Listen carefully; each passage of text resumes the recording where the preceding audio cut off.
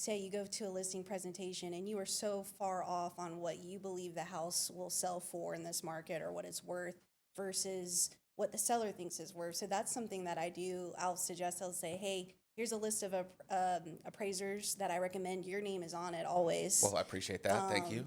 Which this is the first day we've actually met in person, which is funny, but It's like that all the time for yeah. me. I run into people all the time like that. But I'm just like, hey, we're so far off. Why don't you get an independent appraisal, done on the house to see what but you can't use that appraisal for, if a buyer actually, you go under contract with a buyer, because that has to come from the lender. Correct, because it comes down to the guidelines that we have. It's the USPAP, Uniform Standards of Professional Appraisal Practice. That's kind of what governs us. And, they have specific uses. And Fannie Mae and Freddie Mac, they have to be the bank has to be the client, and we have to report to the client. That appraisal has to be prepared for a specific use for one client, and that use would be mortgage loan underwriting. So they don't travel.